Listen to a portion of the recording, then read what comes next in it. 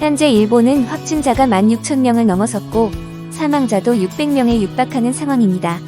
이러한 상황에서 일본 아베 정부의 미숙한 대응은 계속되고 있습니다.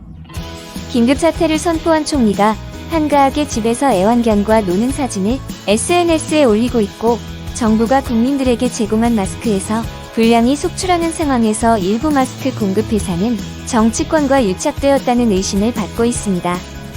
또한 정부가 긴급사태의 해제 기준도 제대로 발표하지 못하고 정체불명의 전문가회의의 결정만을 따르겠다고 하는 등 정부의 총체적 무능과 부실이 극에 달한 상황입니다.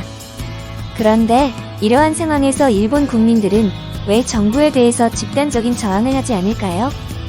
기본적으로 화합과 순응을 강조하는 일본의 문화에서 이유를 찾는 경향도 있으나 이것은 주요한 이유가 될 수 없습니다. 순응과 화합 그리고 질서를 강조하는 것은 어느 사회에서나 공통적인 일이고 우리나라에서도 역시 화합과 질서는 항상 강조되는 덕목이기 때문입니다. 일본은 2차 대전 이후 군사력 보유를 금지하는 평화헌법을 채택했습니다. 따라서 비록 자위대가 존재하기는 하였지만 군사력을 동원하여 쿠데타를 일으킬 군부의 세력이 없었습니다. 따라서 일본은 군사 쿠데타에 의한 군부 독재를 경험하지 않았고 정권의 포갑이 극적으로 표면화되는 일이 없었습니다. 그러나 이것은 일본 정권에 문제가 없었다는 것을 의미하지는 않습니다. 일본 정부의 국민에 대한 억압과 부조리는 마치 쥐를 물속에 넣어두고 천천히 가열하는 것과 같은 방식으로 이루어진 것일 뿐입니다. 반면에 우리나라에서는 국민들이 군사 독재와 민주화 운동에 대한 폭력적 탄압 등 국가 권력의 남용으로 인한 파국적인 경험을 하였습니다. 그리고 이것이 우리나라에서 국민적인 저항이 일어났던 계기가 되었습니다. 과거 일본에서도 학생운동과 시민운동이 활발하게 일어났던 시절이 있었습니다. 1960년대에 베트남 전쟁이 발발하자 일본의 시민들은 대규모 반전 시위를 펼쳤습니다. 전국의 300여 개 단체가 연대한 베트남 평화 시민연합이 주도한 시위에는 수백만 명의 시민들이 자발적으로 참가하였으며 1965년 11월 미국의 뉴욕타임즈 일면에 폭탄은 베트남의 평화를 가져다 주지 않는다는 전면 광고를 게재하여 미국에게도 국민적 반전 운동의 열기를 전하였습니다. 그러나 이러한 일들은 이미 과거의 일입니다.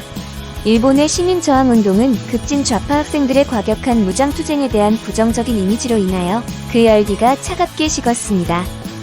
우리나라는 학생운동이나 시민운동에서 주축을 담당하던 세력이 대거 정치권에 진출한 반면 일본 정치는 세습 정치가들이 장악하고 있어서 통상적인 선거에 의해서는 집권 세력의 교체를 기대하기 어려운 현실입니다. 일본 정치는 세습 정치가들이 주요한 지위를 장악하여 서로 교대로 정권을 운영하고 있습니다. 즉, 2차 대전 이전의 제국주의 시대의 유력한 정치인의 후손들이 그대로 총리와 장관을 하고 있으며 진정한 정권 교체 없이 이들이 서로 교대로 총리나 장관을 맡고 있는 상황입니다. 우리나라에서는 독재와 군사정권에 대항하는 과정에서 4.19 혁명, 광주민주화운동, 60항쟁 등 대규모의 국민저항운동이 일어났었고 비록 완전한 성공은 아니었지만 국민적 저항에 대한 정권의 부분적인 양보를 받아냄으로써 나름의 성과를 거두었습니다.